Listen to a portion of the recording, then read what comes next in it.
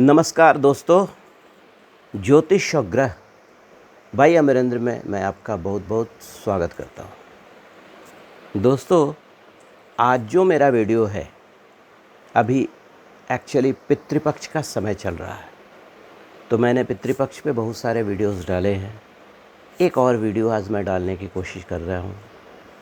इस वीडियो में मैं आपसे चर्चा करूँगा कि पिंडदान की परंपरा क्यों है। क्योंकि पितृपक्ष का मतलब हम लोग सीधे जो लैंग्वेज में समझते हैं कि पिंडदान करना है। तो ये पिंडदान क्यों किया जाता है और इसका साइंटिफिक रीज़न क्या है, धार्मिक महत्व क्या है, उस पे मैं थोड़ी सी चर्चा आपसे करूँगा। देखिए, हिंदू धर्म में पिंडदान की जो परंपरा है ना, ये हमारे वैदिक काल से चली आ रही है।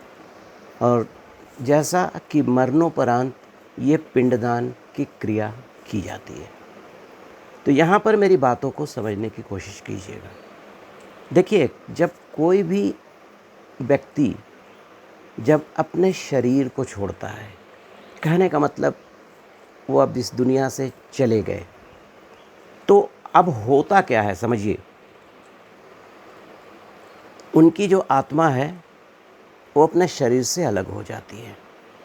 तो आपने देखा होगा कि जो सनातन धर्म के अनुसार 10 दिन तक दशकर्म किया जाता है, फिर द्वादशी और त्रयोदशी वगैरह में जो और भी बहुत सारी क्रियाएं होती हैं तो किया जाता है। ठीक है, तो ये 10 दिन जो हम लोग जो क्रिया करते हैं मरणोपरांत, जो श्राद्ध कर्म जिसको हम लोग बोलते हैं, तो 10 दिन में जो क्रिया होता है उस क्रिया के पिंडों से ये शरीर बनता है, समझिए।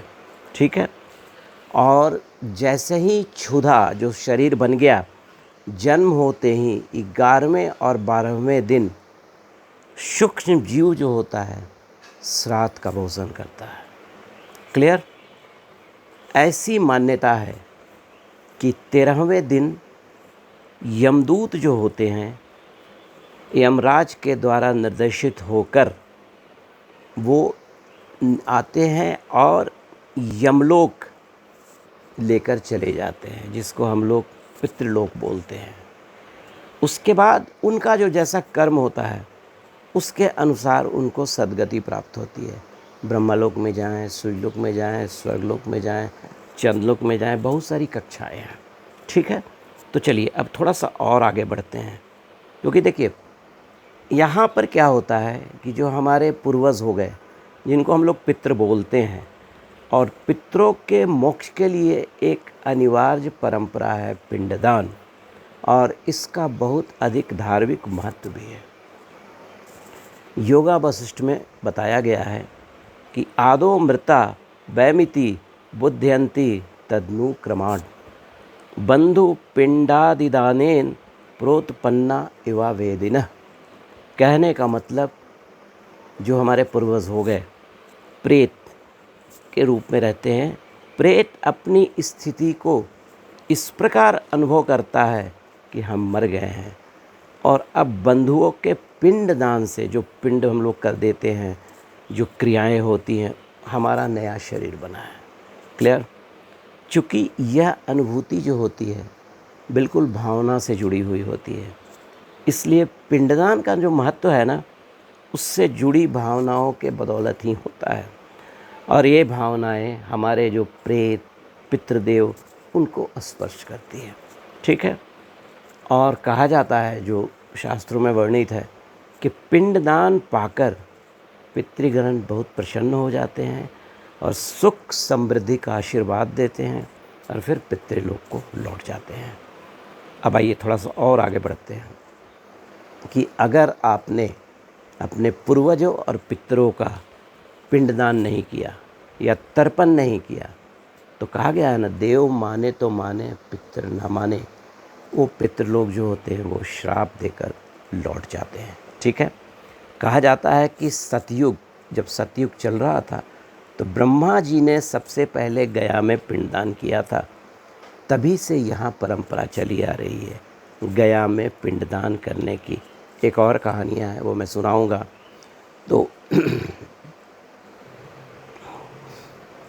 पुराने ज़माने में ये जो पिंडदान का जो कार्य था वो 360 दिन तक चलता था और 360 वेदियों पर पिंडदान गेहूँ, जौ और आटे का मिलाकर किया जाता था और अलग से बालू का भी पिंड बनाकर दान किया करते थे। ठीक है, लेकिन अब गया में जो पिंडदान की क्रिया होती है, फल्गु तक विष्णुपद मंदिर, पुण्यपुण्य नदी, राम कुंड, सीता कुंड, ब्रह्मा, मंगला गौरी, प्रेतशिला, कागवली, बैतरनी तथा पंचायत तीर्थों समेत 48 वेदियाँ शेष हैं जो कि गया शहर में हैं। अब आइए थोड़ा और आगे बढ़ते हैं, क्योंकि गया में जो पिंडदान होता है उसका बड़ा महत्व होता है। जब पिंडदान किया जाता है तो वायु पुराण में दी गई जो गया महात्म, मतलब गया के बारे में जो चर्चा की गई है पिंडदान का, उसके कथानुसार ब्रह्मा जी ने सृष्टि की रचना करते समय गयासुर नामक एक दैत्य को उत्पन्न किया था और उस पर दैत्य ने कोलाहल पर्वत पर जाकर घोर तपस्या की, तो जिससे प्रसन्न होकर विष्णु भगवान ने उससे कहा कि तुम मांगो, क्या मांगते हो। इस पर गयासुर ने ये बोला कि मेरे स्पर्श से शुर, असुर, कीट, पापी, ऋषि, मुनि, प्रेत आदि पवित्र होकर मुक्ति को प्राप्त करें। तो इसीलिए गया जो तीर्थ होता है, हम लोग गया तीर्थ भी बोलते हैं, गया में पैर रखते ही पितरों की आत्मा को शांति मिल जाती है। इतना महात्मा है उस गया शहर का। उतना ही नहीं, विष्णुपद का जो मंदिर है वहाँ पर भगवान विष्णु ने गयासुर को ज़मीन के नीचे अपने पैरों से दबा दिया था। वहाँ पर आज भी विष्णु का जो पदचिन्ह है अवेलेबल है, मतलब वहाँ पे वर्तमान है और काफ़ी विधान है वहाँ पर। ठीक है,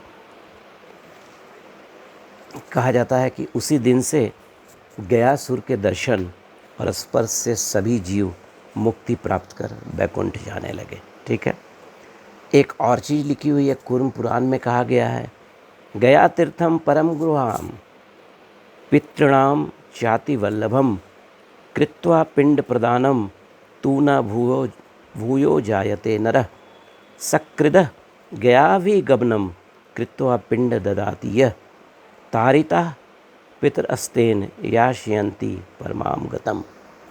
इसका मतलब हुआ कि गया नामक परम पिंड तीर्थ पितरों को अत्यंत प्रिय है। गया में अगर आप पिंडदान करते हैं तो ये पितरों को अत्यंत प्रिय है। यहाँ पर पिंडदान करने पर मनुष्य का पुनः जन्म नहीं होता, उनको एक कक्षा मिल जाती है और आराम से वो ब्रह्मलोक में निवास करते हैं। जो एक बार गया जाकर पिंडदान करता है उसके द्वारा तारे गए जो पितृ होते हैं वो परम गति को प्राप्त कर लेते हैं और नरक आदि जो कष्टप्रद जो मतलब ये जो यातनाएं होती हैं उससे मुक्त हो जाते हैं। कूर्म पुराण में ये भी लिखा हुआ है कि वो मनुष्य धन्य है जो गया में पिंडदान करते हैं और माता पिता दोनों के कुल की 7 पीढ़ियों का उद्धार कर स्वयं भी परम गति को प्राप्त हो जाता है उनको। ठीक है, पहले के ज़माने में ये पिंडदान करने का जो अधिकार सिर्फ पुरुषों को था, लेकिन मिथिला में कुछ आचार्यों ने ये कहा कि नहीं, स्त्रियां भी पिंडदान कर सकती हैं, जिसका वर्णन हम लोग को एक आख्यान से मिलता है जिसमें सीता माता राम लक्ष्मण के साथ फल्गु नदी पर पिंडदान दशरथ का करने आए थे। तो कुछ चीज़ की कमी होने के कारण राम लक्ष्मण जो है उन चीज़ों को लाने चले गए, लेकिन तब तक आकाशवाणी हुई कि पिंडदान का समय निकला जा रहा है तो आप पिंड दे दो। तो वहाँ पर सीता माता ने 5 आदमी को साक्षी बनाकर पिंडदान कर दिया था। ठीक है, और ये 5 आदमी थे, फल्गु नदी, अक्षयवट, गाय, केतकी का फूल और अग्नि, और उनको साक्षी बनाकर उन्होंने पिंडदान कर दिया। लेकिन जब राम लक्ष्मण लौटे तो उन्होंने पूछा, तो उन्होंने कहा कि ऐसा ऐसा मैंने कर दिया है, तो उनको विश्वास नहीं हुआ।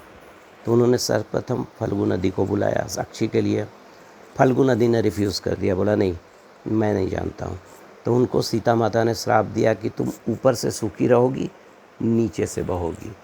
केतकी का फूल भी रिफ्यूज़ कर दिया, तो उन्होंने श्राप दिया कि किसी भी शुभ काम के लिए केतकी का फूल यूज़ नहीं होगा।